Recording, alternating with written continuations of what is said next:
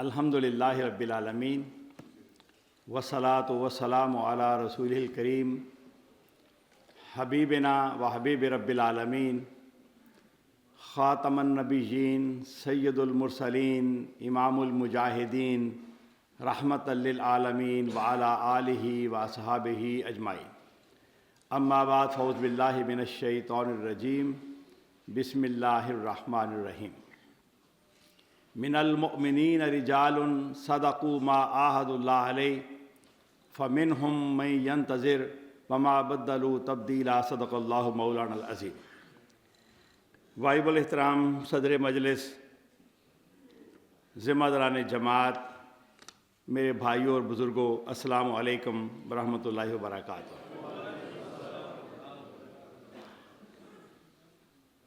میں انشاءاللہ کوشش کروں گا کہ جو مجھے وقت دیا گیا ہے اس وقت کے مطابق آپ کو وہاں کے حالات، حکمت عملی، امکانات اور ہمارے لیے حوصلے اور خوشخبری کی بات۔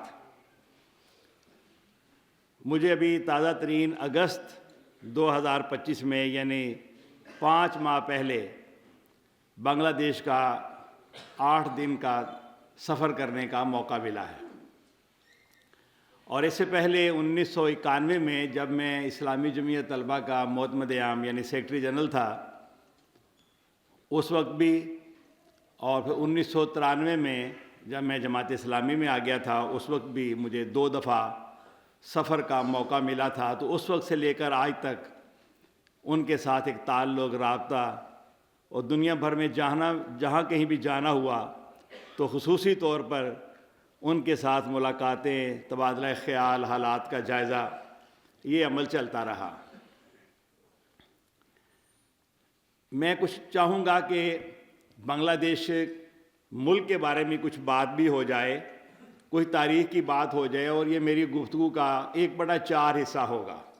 باقی میں ان چیزوں کو پھر آج کے موضوع کے ساتھ کنیکٹ کروں گا تاکہ بات کہنے، سمجھنے میں، انڈرسٹینڈ کرنے میں ہمیں آسانی ہو۔ بنگلہ دیش میں اس وقت 16 کروڑ 80 لاکھ لوگ بستے ہیں، جن میں سے نصف آبادی خواتین کی ہے۔ 90.5 مسلمان ہیں، 8.5 ہندو ہیں، 6% بدھ مت ہیں، اور 4% جو ہیں وہ عیسائی ہیں۔ تو اس طرح سے 90.5 مسلمان اور باقی 9.5 غیر مسلم آبادی ہے۔ یہ ملک 3 طرف سے انڈیا کے گھیرے میں ہے۔ نقشے میں اگر آپ دیکھیں تو 3 طرف انڈیا ہے اور 4تھی طرف خلیج بنگال ہے۔ تو عملاً یہ ایک لحاظ سے مکمل طور پر انڈیا کے رقبے میں بھی اور انڈیا کے اثرات میں بھی گھرا ہوا ملک ہے، کہ جس میں شاید سانس لینا بھی ایک مشکل عمل ہو۔ سرکاری زبان بنگلہ ہے، اور میرا خیال ہے کہ اپر دیر کے لوگ ہیں نا جی، تو اپر دیر کے تناظر میں میرا خیال ہے بنگلہ دیش کو بہت اچھی طرح سے سمجھا بھی جا سکتا ہے۔ جیسے آپ کے ہاں ایک ہی زبان ہے، وہاں بھی ایک ہی زبان ہے بنگلہ، اور آپ کے ہاں تقریباً ایک مسلک کے لوگ ہیں، وہاں بھی ایک ہی مسلک کے لوگ ہیں۔ آپ کے ہاں لوگوں کا رہن سہن ایک جیسا ہے، تھوڑے بہت فرق کے ساتھ، وہاں بھی لوگوں کا رہن سہن ایک جیسا ہے، سادہ طرز زندگی۔ اور 8ویں صدی میں اسلام اس خطے کے اندر آیا۔ 13ویں صدی میں مسلمانوں کو اللہ تعالیٰ نے اس علاقے کا اقتدار دیا، اور پھر 1947 میں جب پاکستان وجود میں آیا تو یہ بھی اس کا ایک حصہ تھا، اس کا نام مشرقی پاکستان تھا۔ اور 1971 میں یہ الگ ملک بنگلہ دیش بنا۔ آپ کی معلومات کے لیے کہ 1947 سے پہلے جب مسلم لیگ قائم ہوئی تو وہ مغربی پاکستان یا پنجاب میں نہیں بنی تھی، بلکہ اس کا آغاز بھی ڈھاکہ میں ہوا تھا، اور اس کے جو بانی تھے نواب سلیم اللہ خان تھے۔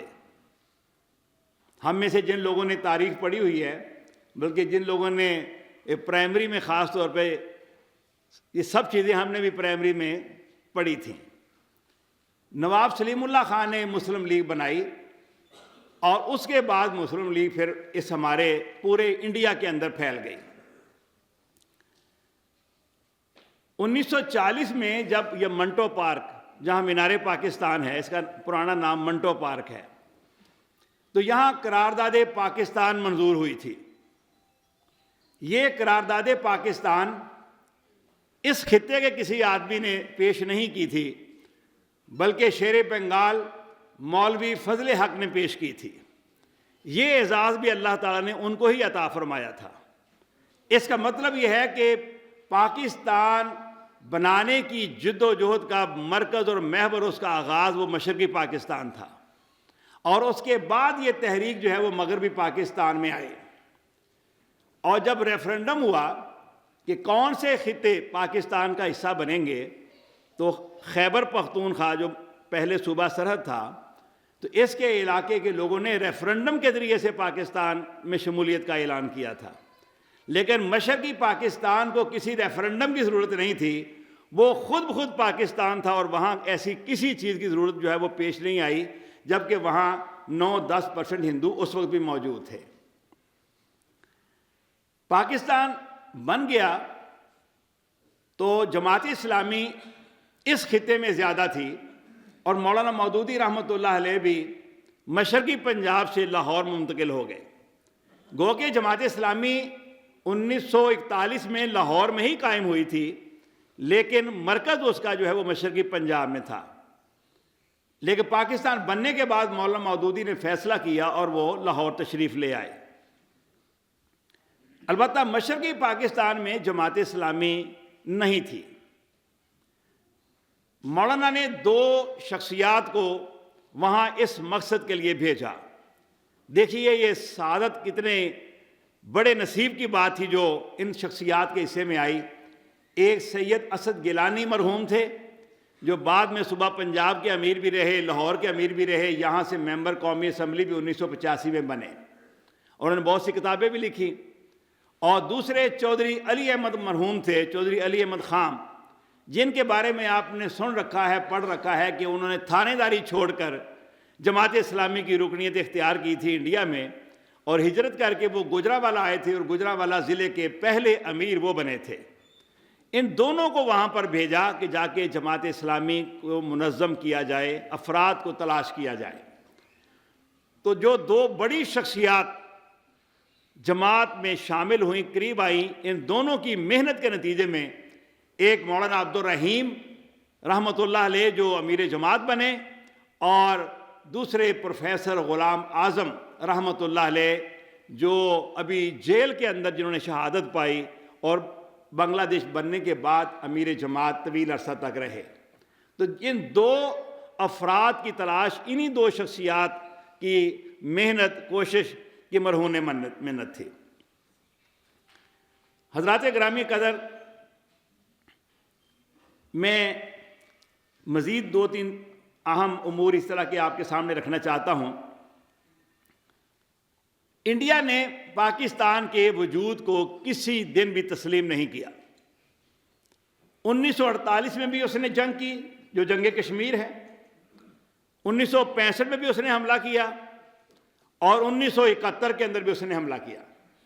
بالآخر اس نے پاکستان کو توڑ دیا۔ البتہ مشرقی پاکستان میں ان کی سازش پہلے دن سے تھی کہ ان کو کسی طرح سے ہم پاکستان سے الگ کریں گے۔ فاصلہ بھی 1000 میل کا تھا، اور تینوں طرف سے انڈیا نے اس کو گھیرا ہوا بھی تھا، اور نیچے خلیج بنگال تھی۔ چاروں طرف سے انڈیا کے تسلط میں، اس کے دباؤ اور اس کے گھیراؤ میں۔ ہندو اساتذہ کو تعلیمی اداروں میں ترجیحاً بھرتی کرنے کا اہتمام کیا گیا۔ اس کی روشنی میں ہم دیکھ سکتے ہیں کہ جو نفرت کی تحریکیں ہیں وہ کس طرح پلان کرتی ہیں اور لمحہ بلمحہ آگے بڑھتی ہیں، اور تعلیمی ادارے اس کا کتنا بڑا ہدف ہوتے ہیں۔ ہندو اساتذہ نے ذہن سازی شروع کی کہ مغربی پاکستان جو ہے وہ آپ کو لوٹ کے کھا گیا، حتیٰ کہ شیخ مجیب نے ایک دفعہ یہ کہا کہ مجھے اسلام آباد کی سڑکوں سے مشرقی پاکستان کی پرسن کی بو آتی ہے، یعنی وہاں سے سارا پیسہ یہاں لا کر اس حصے کی ترقی پہ جو وہ خرچ ہو رہا ہے۔ پھر بنگالی زبان کا فتنہ، یہ قائد اعظم رحمۃ اللہ علیہ نے جب ایک زبان کا اردو کا اعلان کیا تو اس وقت بھی لوگوں نے کہا کہ نہیں، دو خطے ہیں، اس پورے خطے کی ایک ہی زبان ہے، جبکہ مغربی پاکستان میں تو کئی زبانیں ہیں۔ اگر یہاں کے لیے آپ اردو سوچ سکتے ہیں لیکن وہاں کے لیے ممکن نہیں، تو بنگلہ زبان، اور اگر آپ میں سے بزرگوں کو یاد ہو کہ 71 تک بھی جو ہمارے کرنسی نوٹ ہوتے تھے ان کے اوپر ایک طرف اردو لکھا ہوتا تھا اور ایک طرف بنگلہ لکھی ہوتی تھی، لیکن اس فتنے کو روکا نہ جا سکا، وہ فتنہ پروان چڑھتا رہا۔ بنگالی قوم، بنگالی زبان، ہماری شناخت اور ہماری پہچان، یہ سب چیزیں جو ہے وہ بڑھتی رہیں۔ پھر اس کے ساتھ ساتھ مغربی پاکستان کے جو وڈیرے تھے، جو انگریز کے نسل در نسل غلام رہے تھے، ان سب لوگوں کا بھی حال یہ تھا کہ وہ مسلسل ان کے ساتھ نفرت کرتے تھے، ان کو کمزور سمجھتے تھے، غلام سمجھتے تھے، اور اسی طریقے سے خواہ حکومت، خواہ بیوروکریسی، خواہ سرکاری ادارے، وہاں سب جگہ پر ان کو وہ اہمیت اور جگہ اور پوزیشن نہیں ملتی تھی جو ان کا حق تھا۔ یہ بات میں آپ کو بتاتا چلوں کہ 1971 سے پہلے مشرقی پاکستان کی آبادی مغربی پاکستان سے زیادہ تھی، اسی لیے قومی اسمبلی میں ان کی سیٹیں زیادہ تھیں اور مغربی پاکستان کی سیٹیں کم تھیں، لیکن ان کو وہ حصہ آبادی کے تناظر میں بھی، پارلیمنٹ کے اندر بھی، وزارتوں میں بھی، پھر بیوروکریسی، سرکاری ملازمتوں میں، تعلیمی اداروں کے داخلوں میں، ان کو وہ حصہ نہیں ملتا تھا جو کم سے کم ان کا آبادی کی بنیاد پہ حق بنتا تھا۔ اس سے نفرت، دوری، بد اعتمادی بڑھتی چلی گئی، اور پھر بہت سے فوجی فیصلے ایسے تھے کہ جس کی وجہ سے یہ نفرتیں اور گہری ہو گئیں، یعنی فوج کے اندر بھی ان کا حصہ بہت ہی کم تھا، یعنی جیسے بد اعتمادی والا معاملہ جو ہے وہ ہو۔ ان حالات میں مسلم لیگ میں سے ہی عوامی لیگ بنی، جس کی سربراہی مختلف افراد کو بدلتے بدلتے بالآخر شیخ مجیب الرحمن کو ملی۔ اور اگر آپ کو یاد ہو کہ ایک مولانا عبد الحمید بھاشانی بھی وہاں ہوتے تھے کہ جنہوں نے جالو جالو آگن جالو کی ایک تحریک بھی شروع کی تھی، وہ شروع تو انہوں نے یہاں ہمارے ٹوبہ ٹیک سنگھ سے کی تھی، یہ جو ضلع فیصل آباد کے ساتھ ایک چھوٹا ضلع ہے۔ تو یہ وہاں کی سارے ان لوگوں نے مل جل کے بنگالی قوم کے لفظ کو بھی اور ان کی شناخت کو بھی آگے جو ہے بڑھایا۔ اور ایک اور سازش تھی، وہ یہ تھی کہ بنگالی قوم کہا گیا کہ آدھا ملک پاکستان کے قبضے میں ہے اور آدھا ملک انڈیا کے قبضے میں ہے، مشرقی بنگال۔ یہ مغربی بنگال ہے جو بنگلہ دیش ہے نا، حقیقتاً یہ مغربی بنگال ہے۔ جو مشرقی بنگال ہے جس کا کیپٹل کلکتہ ہے، سب سے بڑی بندرگاہ، تو ہم اس کو بھی آزاد کروائیں گے اور اس کو بھی آزاد کروائیں گے، اور ایک جو ہے نا وہ بنگلہ دیش بنے گا یا ایک بنگال بنے گا۔ تو یہ بھی ایک جھانسا تھا جو دیا گیا تھا، لیکن وہی ہوا جو اصل پلان تھا کہ بالآخر 1970 کے انتخابات میں ایک ایسا ڈیزائن کیا گیا، آج لوگوں کو سمجھ آتی ہے، اس وقت شاید سمجھنا یا سمجھانا مشکل تھا کہ کس طرح نتائج سے پہلے سسٹم بیٹھ جاتا ہے اور ایک پارٹی برسر اقتدار آ جاتی ہے، اور کس طرح فارم 45 کی جگہ پہ فارم 47 آ جاتا ہے اور عوامی رائے بدل دی جاتی ہے۔ اب لوگوں کو اچھی طرح سے یہ بات سمجھ آتی ہے، اس وقت سمجھ نہیں آتی تھی، اور یہی کہا جاتا رہا ہے تاریخ میں کہ پاکستان کی تاریخ میں ایک ہی غیر جانبدارانہ، منصفانہ اور آزادانہ انتخابات ہوئے ہیں، اور وہ جو ہے وہ 70 کے انتخابات تھے. حالانکہ آئی ایس آئی کے چیف نے بھی بار بار کہا ہے اور ریکارڈ کے اوپر یہ چیزیں موجود ہیں, اور آپ میں سے بھی کچھ لوگوں نے ممکن ہے اس کو سوشل میڈیا پہ دیکھا ہو, کہ اس نے صاف کہا کہ مشرقی پاکستان میں جماعت اسلامی لیڈ لے رہی تھی, لیکن فیصلہ ہو گیا کہ ایسا نہیں کرنا, تو پھر فیصلہ بدل دیا گیا. سوائے 2-3 سیٹوں کے باقی سب سیٹوں پہ عوامی لیگ کو کامیابی دلا دی گئی, اور اس خطے میں اکثریت پیپلز پارٹی کو لے کر دے دی گئی. مولانا مودودی رحمۃ اللہ علیہ نے اس وقت لاہور کے ایک بڑے جلسہ عام میں کہا تھا, اس انتخابات میں, کہ ایک عالمی سازش تیار ہو چکی ہے اور ہمارے حکمران بھی اس کا اعلان کردہ یا غیر اعلان کردہ اس کا حصہ ہیں, کہ وہاں پیپلز پارٹی نے ایک کینڈیڈیٹ بھی کھڑا نہیں کیا مشرقی پاکستان میں, اور عوامی لیگ نے ایک کینڈیڈیٹ بھی مغربی پاکستان میں کھڑا نہیں کیا. تو یہ حقیقت میں یہ ادھر ہم اس کا وہ فیصلہ ہو چکا ہے, اور انتخابات میں اگر قوم نے درست فیصلہ نہ کیا تو پھر یہ اس ملک کو کوئی نہیں بچا سکے گا. اور پھر ڈھاکہ میں مولانا مودودی جب ایک بڑے جلسہ عام کے لیے گئے تو عوامی لیگ اور شیخ مجیب نے مولانا کو وہ جلسہ نہیں کرنے دیا. تو یہ بھی اسی کھیل کا حصہ تھا. اگر وہ پاکستان سے ملک کنٹرول ہوتا تھا, اگر فوج اپنی غیر جانبدارانہ پوزیشن کے اوپر تھی, تو پھر جماعت اسلامی کا ڈھاکہ میں جلسہ نہ ہونے دینا, حقیقت بات یہی تھی کہ ان کے فیصلے ہو چکے تھے. حضرات گرامی قدر, الیکشن 70 میں ہوا, تسلیم نہیں کیا گیا, وہ بڑی لمبی کہانی ہے, میں اس سے آگے بڑھتا ہوں. اور پھر 1971 میں یہ ملک جدا ہوا. جماعت اسلامی نے اس وقت طے کیا کہ ہم پاکستان کی سالمیت کی جد و جہد کریں گے. آج یہ بات اگر یہ کہی جائے کہ 1000 دفعہ, لاکھ دفعہ, کروڑ دفعہ خدا نخواستہ کوئی سندھ الگ ہونے کی کوشش کرے, کوئی بلوچستان الگ ہونے کی بات کرے, یا خیبر میں کوئی ایسی بات ہو, تو جو اس ملک کے رہنے والے ہیں, اس کے باشندے ہیں, کیا وہ اس ملک کو توڑنے والوں کا ساتھ دیں گے یا اس ملک کو متحد رکھنے والوں کا ساتھ دیں گے؟ یہی ہوا کہ جماعت اسلامی نے ملک کی سالمیت کے لیے جد و جہد کی. الشمس بنی, البدر بنی, اور انہوں نے 10,000 افراد نے جانوں کی قربانی دی, اپنے گھر بار اٹھائے, اپنی نوکریاں چھوڑی, اپنی سب جتنی آسائشات کو چھوڑا, اور اس کے لیے جد و جہد کی.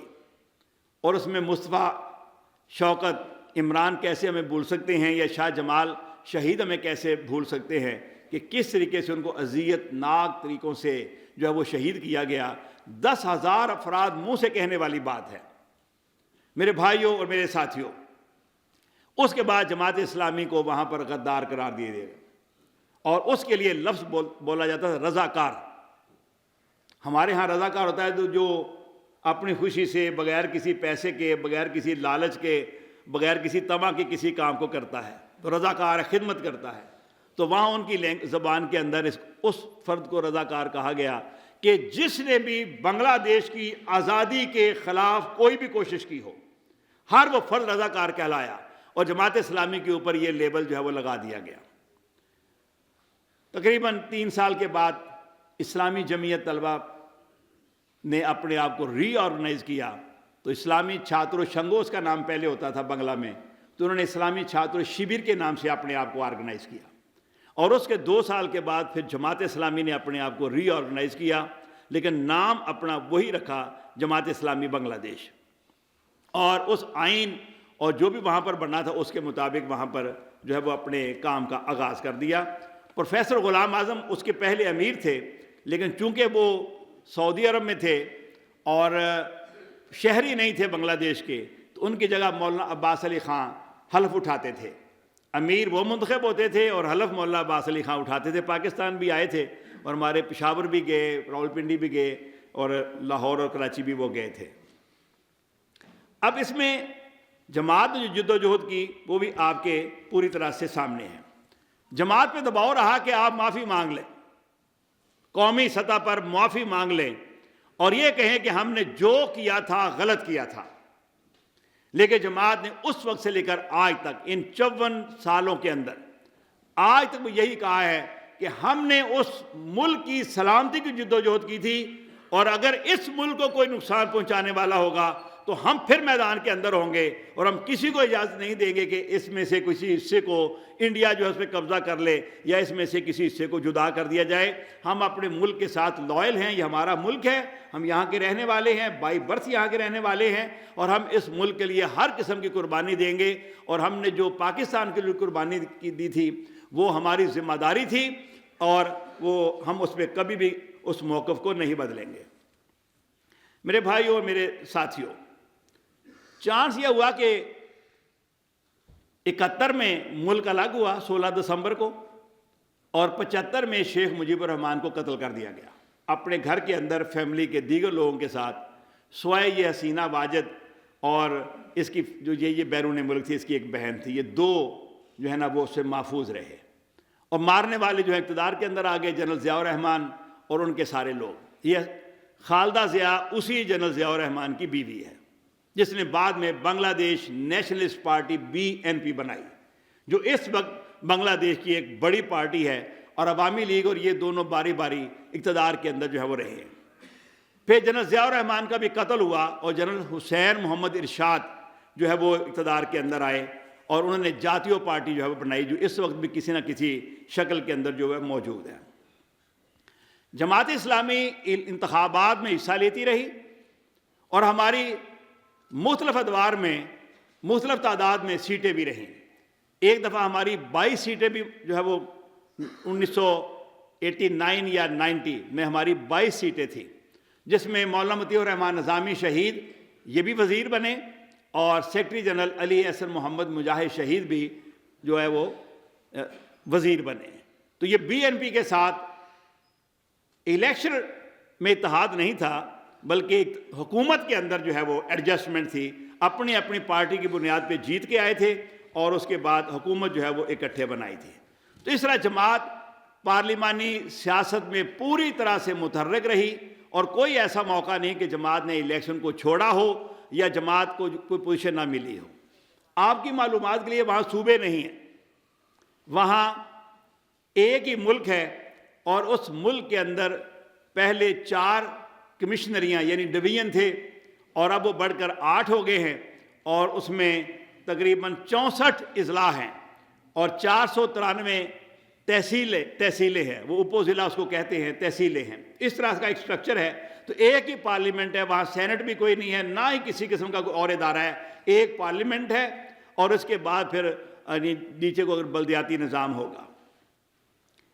انڈیا کا تسلط پوری طرح سے قائم تھا، اور وہ اس کی تجارت، اس کے کاروبار، اس کے خارجہ امور اور اس کے داخلی امور، حتیٰ کہ اس کی کلچر اور اس کی تہذیب اور اس کے پارلیمنٹ میں ہونے والے تمام تر فیصلوں پہ اثر انداز ہوتا تھا۔ وہاں سے جو پیغام آ جاتا تھا تو عوامی لیگ کی حکومت جو ہے وہ اس کو جو ہے وہ نافذ کر دیتی تھی، اور جو دیگر حکومتیں بھی آئیں وہ بھی کسی نہ کسی حد تک مجبور ہی جو ہے وہ رہی۔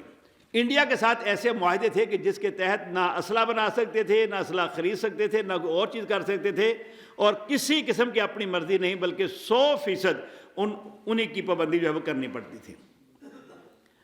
اب میں اس تازہ مرحلے کی جانب آتا ہوں۔ 2009 میں حسینہ واجد حکمران بنی، اور اس نے جو تاریخ کے اندر سفاکی، ظلم اور جبر کی تاریخ مرتب کی، یہ دنیا کے کسی ملک میں نہیں ملتی۔ اس نے جماعت کو ٹارگٹ کیا۔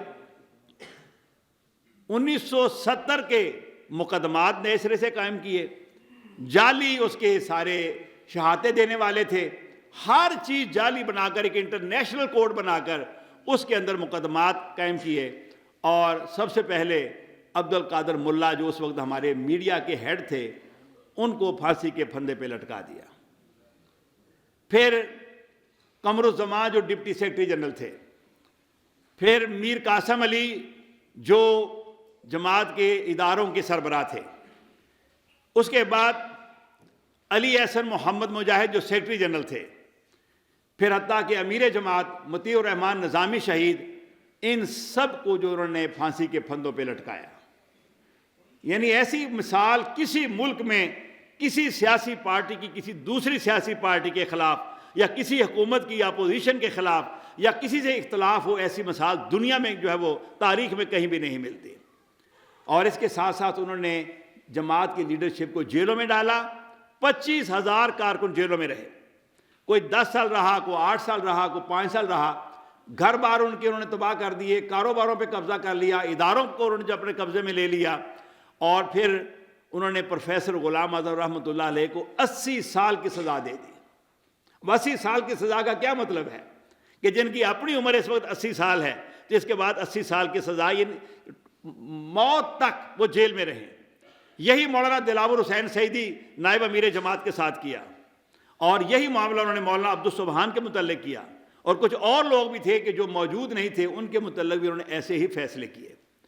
اور اے محمد یوسف، مولانا محمد یوسف بھی ایسے ہی، ان چاروں کی میتیں ڈھاکہ کی جیل سے جو اٹھائی گئی، ان کی شہادتیں جیلوں کے اندر ہوئیں۔ تو یہ ان کے فیصلے تھے، اور ایک طرف تو ڈپریشن تھی، خوف تھا، مایوسی تھی، اور ایسی ساری کیفیت تھی کہ اب کوئی اس ملک میں جماعت اسلامی کا نام بھی نہ لے، اس کا تذکرہ کرنا بھی جرم قرار دے دیا گیا، اسے تعلق کا اظہار، بلکہ ایون رشتہ داری وہ بھی جو ہے وہ جرم قرار دے دی گئی۔ لیکن حقیقت بات یہ ہے، وہاں جب بھی موقع ملا تو جماعت اسلامی نے کبھی الیکشن سے باہر نہیں ہوئے، پابندی لگی، اسلامی چھاتروں شیبر پر پابندی لگی تو نئے ناموں کے ساتھ آگے، آزاد طریقے سے آگے، کوئی نہ کوئی اسلوب اپنایا۔ اور 3 سال پہلے جب وہاں بلدیاتی انتخابات ہوئے تو جماعت اسلامی کو پہلے مرحلے کے اندر بڑی کامیابی ملی، تو انہوں نے دوسرے تیسرے مرحلوں کو ختم کر دیا کہ نہیں، ضرورت ہی نہیں ہے، اور سارے وہ بلدیاتی نظام جو ہے وہ انہوں نے اس کو ختم کر دیا۔ وہ حیران ہو گئے کہ اتنا کچھ کرنے کے باوجود بھی جماعت جو ہے وہ گراس روٹ پہ پوری طرح سے موجود ہے۔ اس کا مطلب یہ ہوا تھا کہ یہ نظریہ اور یہ سوچ، یہ قربانی اور یہ خون لوگوں کے پوری طرح سے دل و دماغ کے اندر بیٹھا ہوا تھا، اور لوگ اس سے خوش نہیں تھے، کسی موقع کی تلاش میں تھے، اور انہیں موقع ملا تو انہوں نے اس کا جو ہے وہ اظہار کیا۔ اس میں اسلامی جمعیت طالبات، ان کی شورا کو بھی انہوں نے اٹھا لیا، ان کو بھی جیل میں ڈال دیا۔ یعنی شرم کی کوئی حد تو ہوتی ہے بے شرمی کی، لیکن انہوں نے کوئی کسر نہیں چھوڑی۔ ہماری خواتین بھی بڑی تعداد کے اندر جو ہے وہ جیلوں کے اندر رہیں۔ بہرحال اب صورتحال یہ ہوئی کہ کوٹا سسٹم وہاں پر نافذ کیا گیا تھا جب سے یہ ملک بنا تھا 71 سے۔ جن لوگوں نے ملک توڑنے کے لیے جد و جہد کی شامل تھے، مفتی باہنی خاص طور پہ، یا جتنے بھی لوگ تھے ملک توڑنے کی کوشش کرنے والے، عوامی لیگ کے سارے کارکن، ان کے لیے کوٹا مقرر کر دیا گیا۔ آغاز مجھے صحیح یاد نہیں 15% تھا یا 20% تھا، کہ ہر ملازمت میں کسی بھی لیول کی اور ہر تعلیمی ادارے میں داخلے میں ان کا کوٹا ہوگا، اور یہ بڑھتے بڑھتے 70% تک پہنچ گیا۔ یعنی کہیں 100 سیٹیں ہوں ٹیچرز کی تو 70 مفتی باہنی کے، اور 30 جو ہے نا وہ باقی میرٹ کے اوپر، یا جو بھی اس کا طریقہ کار ہو، ان میں بھی انہی کے لوگ ہی آتے تھے۔ اس طریقے سے انہوں نے یہ کام کیا، اس کے خلاف بات ہوتی رہتی تھی۔ 2023 میں بھی اس پہ بات ہوئی، جب کوئی مظاہرے ہوئے تو انہوں نے اس کو دبایا، اور ساتھ یہ کہا کہ یہ تو اصل میں تو جماعت اسلامی ہے۔ یعنی ان کے ذہن میں تھا کہ اتنی منظم کوئی چیز کوئی بھی نہیں کر سکتا۔ پھر جولائی 2024 میں یہ تحریک دوبارہ اٹھی، تو جب انہوں نے وعدے کرنے کے باوجود بھی وعدوں پہ عمل نہ کیا تو یہ تحریک دوبارہ اٹھی، اور بالآخر حسینہ واجد ہیلی کاپٹر میں انڈیا فرار ہو گئی۔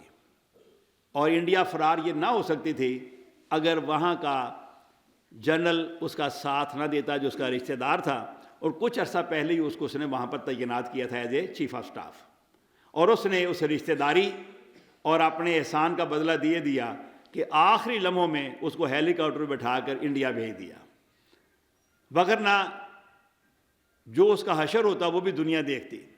لاکھوں طلبہ پورے ملک سے مارچ کر رہے تھے انڈیا کی طرف، ڈھاکہ کی طرف، اور آدھا گھنٹہ پہلے اس کو وہاں سے فرار کیا گیا۔ یہ جو طلبہ موومنٹ تھی، یوتھ موومنٹ تھی، اس کے سربراہ ناہید اسلام، لیکن بعد کے سارے واقعات سے اس وقت ہم بھی نہیں کہہ رہے تھے حکمت کے ساتھ، لیکن سب چیزوں سے واضح ہو گیا، اپنوں کو بھی اور بیگانوں کو بھی، کہ یہ جماعت اسلامی اور اسلامی چھاتر شیبر کی پوری پلاننگ تھی کہ فرنٹ کے اوپر عام طلباء کو رکھا جائے، قیادت دی جائے، لیکن پیچھے پلاننگ، سپورٹ، تعاون اور پوری قوت جو ہے وہ ہم اپنی اس کے ساتھ لگائیں گے۔ تو اس کے ذریعے سے ایک بہت بڑا انقلاب آیا، اور اس میں چیف ایڈوائزر کے طور پہ ڈاکٹر یونس صاحب نے اقتدار سنبھالا۔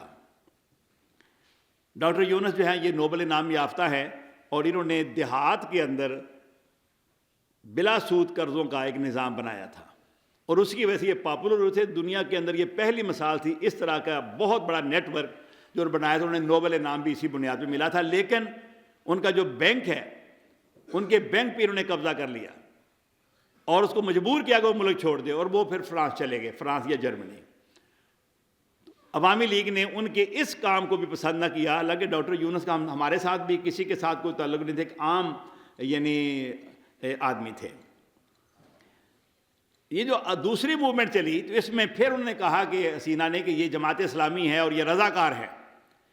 تو اللہ کا شکر ہے کہ یہاں سے ایک ٹرننگ پوائنٹ آ گیا کہ پورے جو جلوس تھے، جو لاکھوں مظاہرین تھے، ان سب نے کہا کہ اگر تم یہ کہتی ہو کہ ہم رضاکار ہیں تو پھر سنو، پھر یہ نعرہ عام ہوا، عامی کون تم ہی کون، رضاکار رضاکار، ہم کون ہیں تم کون ہو، ایک ہی نعرہ تھا اور پورے ملک میں کہ ٹھیک ہے اگر ہمیں رضاکار کہتی ہو تو ہم پورا ملک اب رضاکار ہے، اور ہم تمہیں برداشت نہیں کریں گے اور نہ انڈیا کو یہاں برداشت کریں گے۔ انہی حالات میں چیف ایڈوائزر صاحب نے 12 فروری 2026 کے انتخابات کا اعلان کیا۔ جماعت یہ چاہتی تھی کہ 1-1.5 سال میں اصلاحات ہوں اور پھر انتخابات ہوں، اور اللہ کا شکر ہے کہ جماعت کی یہ حکمت عملی کامیاب رہی کہ تقریباً 1.5 سال کا وقت مل گیا۔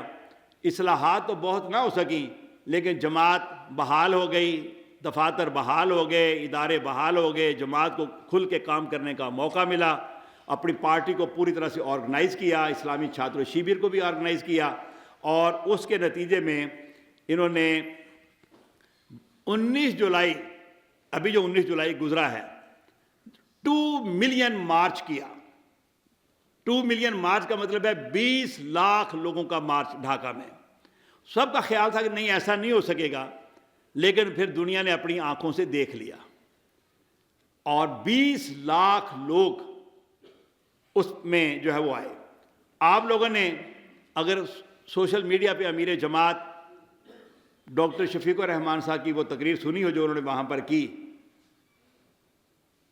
وہ تقریر کرنے کے لیے کھڑے ہوئے، 5-10 منٹ ابتدائی بات کی، اس کے بعد جب وہ شہداء کے ناموں کی طرف آئے، اپنی قیادت، پہلی دفعہ موقع مل رہا تھا کہ کہیں پبلک میں تذکرہ بھی کیا جا سکے اپنی قیادت کا، جن کو پھانسیاں دے دی گئی تھی، تو یہ بات جب وہ کر رہے تھے تو وہ گر گئے۔ ساتھیوں نے انہیں سنبھالا، تو انہوں نے کہا نہیں مجھے بات کرنے دیں۔ انہوں نے کہا نہیں آپ کو ہاسپٹل لے کے جانا ہے، آپ کو ہارٹ اٹیک ہوا ہے۔ کہا نہیں مجھے بات کرنے دیں۔ پھر وہ کھڑے ہوئے، پھر انہوں نے بات شروع کی، پھر وہ دوبارہ گرے۔ پھر انہوں نے کہا کہ اب ہم آپ کو اسپتال لے کے جا رہے ہیں، آپ سے زیادہ قیمتی کون ہے ہمارے لیے، آپ ہمارے امیر ہیں۔ انہوں نے کہا نہیں مجھے بات کرنے دیں۔ انہوں نے بیٹھ کے، ایک ہاتھ پہ ڈرپ لگی ہوئی تھی، ایک ہاتھ کے اوپر ان کا کوئی بی پی چیک ہو رہا تھا، اور ڈاکٹر چاروں طرف بیٹھے ہیں، تو انہوں نے اپنی بات مکمل کی کہ ہم بنگلہ دیش کی حقیقی آزادی اور اس کو اسلامی تحریک کا مرکز اور محور اور اسلامی نظام زندگی کا نمونہ بنائے بغیر آرام سے نہیں بیٹھیں گے۔ اسی مقصد کے لیے آپ آئے ہیں، اور اسی مقصد کے لیے ہم جو ہے وہ اپنی آخری دم تک جد و جہد کریں گے۔ انہوں نے یہ بھی کہا کہ مجھے بات پوری کرنے دیں، مجھے نہیں معلوم کہ اس کے بعد میری زندگی ہے کہ نہیں ہے، اور ابھی بھی نہیں پتا، لیکن میں چاہتا یہ ہوں کہ میں اپنی بات پوری کر کے جاؤں، یا جتنی بھی کر سکوں میرا پیغام میرے ساتھیوں تک پہنچے۔ مجھے بھائیوں، یہ جولائی کی بات ہے، 19 جولائی کی، اور مجھے ان کے ساتھ ملاقات کا موقع ملا 14 اگست کو، تقریباً اس کے 1 ماہ بعد۔ ان کا بائی پاس آپریشن ہوا تھا، اور گھر میں ہی ان کے ساتھ ایک اچھی ملاقات تفصیل کے ساتھ ہوئی، باقی لیڈرشپ کے ساتھ ہوئی، میں اس تفصیل میں نہیں جاتا۔ اداروں کو، کام کو، افرادی قوت کو، فیصلوں کو دیکھا۔ انہوں نے یہ فیصلہ کیا، اس سے پہلے میں 1 منٹ میں ان کی طرح افرادی قوت کے بارے میں بتانا چاہتا ہوں۔ ان کے 1,12,000 ارکان ہیں، جن میں سے 47,000 خواتین ارکان ہیں۔ یوتھ پرسنٹیج یعنی مردوں میں بھی خواتین میں بھی 65% ہے. یہ 65% وہ ہے جو 38 سال سے کم عمر کے ہیں.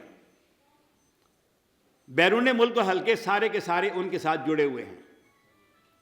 9 لاکھ ان کا کارکن ہے جو متحرک ہے، اور سوشل میڈیا کے اوپر جو فالوئنگ ہے وہ 3 کروڑ 33 لاکھ ہے.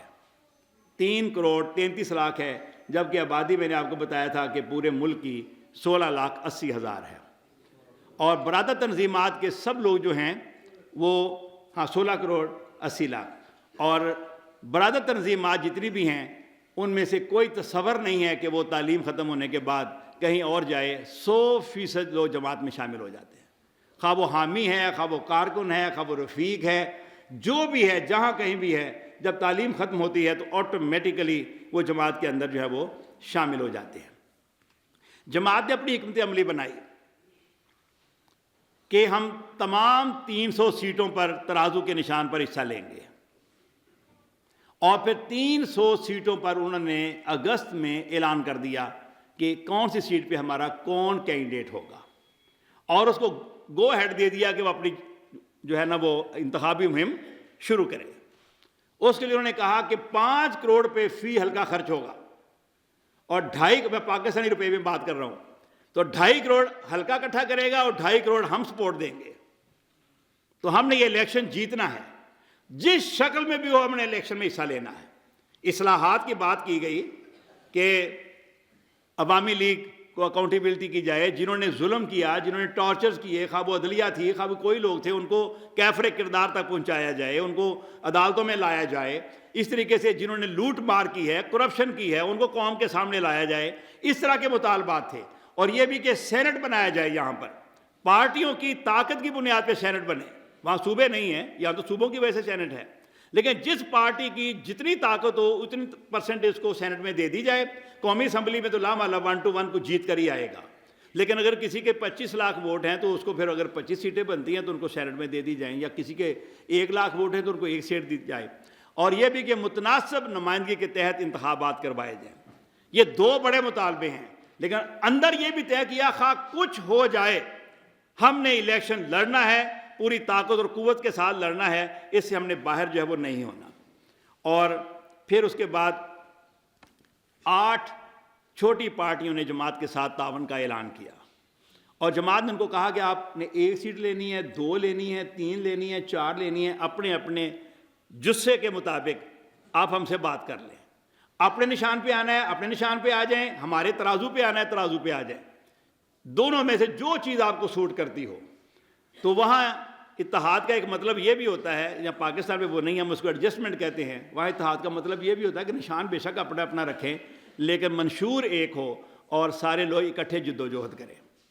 تو 8 پارٹیاں آئیں، اس کے بعد 2 اور آئیں، اور اس کے بعد اللہ تعالیٰ نے ایک بہت بڑی کامیابی عطا فرمائی کہ LDP کے نام سے لبرل ڈیموکریٹک پارٹی، اس نے اس اتحاد میں شمولیت کا اعلان کیا. یہ کرنل اولا محمد کی پارٹی ہے، بہت صاف ستھرے سیاستدان ہیں. پاکستان میں بھی ایسے کوئی سارے جماعت اسلامی کی بات نہیں ہے، اور پارٹیوں میں بھی لوگ ایسے ہیں کہ جو کرپشن فری ہیں، دیانتدار ہیں، ملک کے ساتھ مخلص ہیں، سچی بات کرتے ہیں. تو یہ BNP بنانے والوں میں سے تھے، یعنی خالدہ ضیاء کی پارٹی بنانے والوں میں سے. لیکن اس میں پھر پارٹی کو چھوڑا کہ وہ موروثیت کی پارٹی تھی، کرپشن کرتے تھے، قبضہ گیری تھی، اور باقی سارے کے سارے ان میں خرابیاں تھیں. تو انہوں نے پارٹی کو چھوڑ دیا تھا، اور انہوں نے اپنی یہ پارٹی بنائی. تو ان کے 8% ووٹر ہیں جو تازہ ترین سروے ہوا ہے، اور انہوں نے جماعت اسلامی کے ساتھ اتحاد کا اعلان کر دیا. پھر اس کے بعد اس سے بھی بڑا ایک فیصلہ ہو گیا، اور وہ یہ کہ NCP نیشنل سٹیزنز پارٹی، اس نے بھی ہمارے ساتھ انتخابی اتحاد کا اعلان کر دیا. یہ NCP وہ پارٹی ہے کہ جو انقلاب لے کے آئی تھی، جو نوجوان اور اسٹوڈنٹس تھے، ناہید الاسلام جس کے سربراہ تھے، اور وہ حکومت میں مشیر بھی بنے تھے. پھر بعد میں انہوں نے حکومت کو چھوڑ دیا. تو ان کا یہ فیصلہ اس وقت کیا کہتے ہیں کہ انتخابی میدان میں ایک زلزلہ آیا ہوا ہے ان 2 بڑی پارٹیوں کو. اب اس طرح سے یہ 12 پارٹیز ہیں کہ جو جماعت کے ساتھ، اور جماعت نے 190 سیٹیں اپنے نام پہ رکھی ہیں اور 110 سیٹیں ان کو دے دی ہیں۔ 35 سیٹیں ایل ڈی پی کی ہیں اور این سی پی کی 30 سیٹیں ہیں، اور اس طریقے سے ایک اور انقلاب پارٹی ہے، اس کو سیٹیں دی ہیں، اور باقی سیٹیں دیگر پارٹیوں میں 2 4 6 کر کے بانٹ دی ہیں، اور سب لوگ یکسو ہیں۔ پوری جو جماعت کر رہی ہے، انویسٹمنٹ کر رہی ہے، لیڈرشپ ہے، باقی انہیں کہا ہے کہ جیسے آپ کو آسانی ہے کاغذات سب لوگوں نے جو ہے وہ جمع کروا دیے ہیں۔ این سی پی میں خاص طور پہ ملازم پیشہ لوگ، طلبہ، یوتھ اور جو لوور مڈل کلاس طبقہ ہے جو انقلاب کے اندر جنہوں نے رول پلے کیا تھا وہ لوگ شامل ہیں، اور ان کا بھی مین نعرہ یہی ہے کہ انڈیا کسی صورت میں قبول نہیں ہے، اور یہ نعرہ عام ہوتا ہے کہ دلی یا ڈھاکہ، تو وہ جواب دیتے ہیں کہ ڈھاکہ ڈھاکہ۔ اور اسی دوران پھر عثمان ہادی کی شہادت ہوئی۔ عثمان ہادی یہ جمعیت کے رفیق رہے، ان کے والدین جماعت کے ارکان ہیں، پورا خاندان، اور ابھی ان کا الیکشن لڑنے کا ڈھاکہ سے ارادہ تھا، لیکن یہ طلبہ موومنٹ میں مشہور ہوئے تھے اور اب تک یہ ہیرو کی طرح ڈھاکہ میں کام کرتے تھے، اور سب سے بڑا نعرہ انڈیا کے خلاف انہوں نے لگایا، اور انہوں نے ہی یہ زبان پوری قوم کو دی کہ انڈیا کسی شکل کسی صورت میں ہمیں کبھی قبول نہیں، اس نے ہمیں دھوکہ دیا تھا، یہ کھلی بات کہتا تھا، اس نے ہمارا پاکستان توڑا تھا، اس نے ہمیں 50 سال غلام بنا کے رکھا ہے، اور آئندہ اس کے ساتھ ہمارا کوئی تعلق نہیں، انڈیا سے نجات ہی بنگلہ دیش کی ترقی کا راستہ جو ہے وہ۔ تو اس میں پھر انڈین لابیز نے ہی اس کو شہید کیا ہے۔ اس کے بعد ایک اور لڑکا بھی جو ہے وہ شہید ہوا، لیکن ہادی اس وقت ان کے اعصاب پہ چھایا ہوا ہے، خواہ وہ انڈیا ہے یا کوئی اور ہے۔ نعرہ تکبیر، نعرہ تکبیر، عثمان ہادی تیرے خون سے انڈیا آئے گا، عثمان ہادی تیرے خون سے انڈیا آئے گا، نہ جائے گا، انڈیا آئے گا۔ حضرات، میں اپنی بات کے اختتام کی طرف آ رہا ہوں کہ جماعت اسلامی اس طریقے سے آگے بڑھ رہی تھی تو طلبہ یونینز کے اعلانات ہو گیا انتخابات کا ستمبر میں، تو بہرحال ایک دباؤ تھا، کیا ہوگا، جو تعلیمی اداروں میں فیصلہ ہوگا یہی سیاست کی آئندہ کا رخ متعین کرے گا۔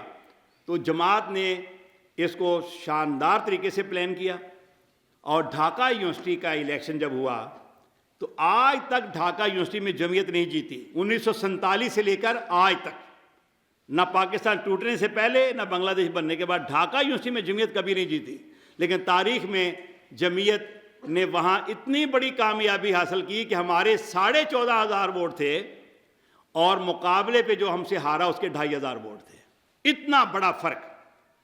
پھر انہوں نے باقی الیکشن ملتوی کر دیے، لیکن بہرحال کروانے تھے۔ جہانگیر نگر یونیورسٹی ڈھاکہ کے پاس ہے، وہاں انتخابات ہوئے تو وہاں بھی شیبر بڑے یعنی مارجن کے ساتھ جیت گئی۔ پھر انہوں نے چٹاگانگ اور راجشاہی کو ملتوی کیا، لیکن وہ بھی کروانے پڑے اکتوبر میں، تو ان دونوں یونیورسٹیوں کے اندر بھی اسلامی چھاتر و شیبر جو ہے وہ جیت گئی۔ مقابلے میں بی این پی تھی، مقابلے میں یہ این سی پی بھی تھی، جاتیو پارٹی بھی تھی، اور ان کے سارے طلبہ تنظیمیں تھیں۔ تو یہ عملاً 4 یونیورسٹیوں کا الیکشن ہوا تو اس نے ایک رخ متعین کر دیا کہ طلبہ، نوجوان، مستقبل کی یعنی نسل، یا جسے یہاں پاکستان میں اب جین زی کہا جا رہا ہے، وہاں بھی کہہ رہے ہیں جین زی، جنریشن زی، یہ لیٹسٹ جو ہے جن کے ہاتھ میں موبائل ہے، اس نے فیصلہ کر دیا ہے کہ جماعت اسلامی ہی اس ملک کا مستقبل ہوگی۔ اس کے بعد انہوں نے کھیل کھیلا کہ طارق رحمان کو لے کر آئے، جو خالدہ ضیاء کا بیٹا یا جنرل ضیاء الرحمان کا بیٹا، یہ 17 سال خود ساختہ جلا وطنی، خود ساختہ سمجھ رہے ہیں نا، خود چلا گیا، لیکن سودے بازی کر کے گیا کہ میں بیمار ہوں، مجھے جانے دیا جائے، جیسے یہاں سے بھی لوگ جاتے ہیں بیماری کے کھاتے میں، اور ادارے بھی اور اندر کھاتے بے شمار چیزیں مل جل کے بیماری کھاتے میں باہر چلے جاتے ہیں، اور پھر نئی سودے بازی کر کے پھر یہاں پر آ جاتے ہیں۔ تو یہ بھی صاحب باہر چلے گئے، کرپشن کے الزامات تھے، مقدمات تھے، بطاخوری کے الزامات تھے، لینڈ مافیا کے الزامات تھے، قتلوں کے ان کے اوپر کیس تھے، لیکن ان کو انہوں نے محفوظ کر لیا۔ 17 سال بعد یہ آئے تو پلان کیا تھا ایسے موقع پہ لے کے آئیں کہ ہوا کا رخ بدل جائے، جیسے یہاں بھی ہوتا رہا، کبھی بے نظیر آئی تھی، کبھی کوئی اور آیا تھا۔ طارق رحمان آئے، سرکار بھی، بیوروکریسی بھی، ادارے یہ وہ سب نے استقبال اس طرح کیا کہ یہ مستقبل کا وزیر اعظم بنگلہ دیش میں آ گیا ہے۔ چند دن بعد اس کی والدہ کی ڈیتھ کا اعلان ہو گیا، جو 1 مہینے سے وینٹیلیٹر پہ تھی۔ 97% اس کو مصنوعی سانس دیا جا رہا تھا، 97%۔ کسی موقع کا جیسے ہوتا ہے آدمی انتظار کرتا ہے، اس اذیت کے ساتھ اس کو رکھا گیا، اور اس کے آنے کے 5-6 دن کے بعد اس کی موت کا اعلان ہو گیا۔ پھر جنازہ ایک بڑا ہو گیا، تو انہوں نے سمجھا کہ اب ہم نے ایک بڑی لہر اور تبدیلی پیدا کر دی، اب چاروں طرف BNP ہوگی۔ لیکن اللہ پاک کے پھر اپنے کام ہیں۔ اس کے بعد پھر جگن ناتھ یونیورسٹی کے الیکشن آ گئے، یہ ان کے تصور میں نہیں تھا۔ تو جگن ناتھ یونیورسٹی کے الیکشن کے اندر جھگڑے بھی ہوئے، حتیٰ کہ ہماری ایک جو کینڈیڈیٹ لڑکی ہے اس نے جب نعرہ تکبیر لگائے تو اس کو روکا گیا، زد و کوب کیا گیا، اور کہا گیا کہ کوئی الیکشن مہم کے اندر نعرہ تکبیر یا اس طرح کے نعرے نہیں لگائے گا۔ اتنا ان کا پریشر تھا اور اتنی بدماشی تھی، لیکن اللہ تعالیٰ نے جگن ناتھ یونیورسٹی کے اندر بھی اسلامی چھاتر شیبر کو کامیابی عطا فرمائی، 900 ووٹوں سے جیتے، اور وہ لڑکی بھی جیتی۔ اور اگلے دن وہ لڑکی نعرے لگا رہی تھی، نعرہ تکبیر، آپ لوگوں نے سوشل میڈیا پہ دیکھا۔ اس نے پھر کہا کہ اب مجھے کون روک سکتا ہے، اب تو مجھے اسٹوڈنٹس نے پاور دے دی ہے کہ میں یہ نعرہ لگا سکتی ہوں، اب ہم ہوں گے، ہمارے مخالف یہاں پر نہیں ہوں گے۔ تو اس نے اس پوری لہر کو جو اپنا خالدہ ضیاء کے بیٹے طارق رحمان کے آنے کی تھی یا ان کی والدہ کے جنازے کی تھی، اس کو بالکل منظر سے ہٹا دیا ہے، اور اب چاروں طرف پھر وہی نعرہ ہے کہ دلی نہ ڈھاکہ، ڈھاکہ ڈھاکہ، اور غلامی نہیں آزادی، اور جو اس کے ساتھ ساتھ ہادی کا نعرہ بھی لگتا ہے، اور نعرہ تکبیر بھی جو ہے وہ لگ رہا ہے۔ میرے بھائیوں، میری بات مکمل ہو گئی ہے۔ یہ ہے وہاں کے سارے حالات، اور ان حالات کے اندر پوری قوم کہہ رہی ہے انڈیا کو کہ وہ اپنا حسینہ واجد کو ہمارے ملک کے حوالے کرے، تاکہ اس کو جو سزائے موت کا اعلان ہو چکا ہے اس کے اوپر عمل درآمد کیا جائے۔ اور یہ نعرہ بھی بہت پاپولر ہے کہ حسینہ کو واپس کرو، تاکہ اس کو ہم سزائے موت دیں اپنے ملک کے اندر۔ 12 فروری میں آج سے آپ دیکھ لیجئے کہ 1 مہینہ باقی جو ہے وہ رہ گیا ہے۔ تازہ ترین جو سروے آئے ہیں ان سرویز کے اندر جماعت اسلامی اور BNP بالکل برابر جا رہے ہیں۔ البتہ جماعت کو جب یہ NCP جماعت میں جب اتحاد کیا ہے اور LDP نے اتحاد کیا ہے تو ان کے 17% ان دونوں کے سرویز کے اندر ووٹ ہے، تو وہ 17% ہمارے 30 میں شامل ہو جائے تو ہم 47 ہو جاتے ہیں، اور ان کا 30 باقی رہ جاتا ہے۔ ان کے ساتھ تعاون اگر کیا ہے تو مجھے بڑا دکھ اور تکلیف ہے کہ وہ انہی لوگوں نے کیا ہے کہ جو وہاں پر یہاں سینٹ کا اجلاس چھوڑ کر ان کے ختم نبوت کے نام پہ کیے گئے جلسے میں تشریف لے گئے تھے، اور دوسرا انڈیا ان کی حمایت کر رہا ہے، اور انڈیا کی حمایت کافی ہے ان کی شکست کے لیے، اس لیے کہ پاپولر نعرہ ہے یہ کہ جو انڈیا کا یار، جیسے ہمارے ہم لوگ کہتے ہیں جو انڈیا کا یار ہے وہ غدار ہے، تو وہاں انڈیا اس وقت نفرت کی علامت بن چکا ہے۔ اور مجھے یاد آتا ہے کہ میں 91 میں جب پہلی دفعہ گیا تو پروفیسر غلام اعظم رحمۃ اللہ علیہ نے بڑی محنت کر کے بیانیہ بدلا تھا۔ یہ بیانیہ کی طاقت دیکھیں، یہ بہت پاورفل چیز ہوتی ہے، جب یہ ذہنوں میں آتی ہے، دلوں میں جگہ پاتی ہے تو پھر یہ زبانوں پہ بھی آنے سے نہیں رہتی۔ انہوں نے اس وقت کہا تھا کہ سیاست یہ کی جا رہی ہے کہ کون پرو انڈیا ہے، پرو پاکستان ہے، اور کون اینٹی پاکستان ہے۔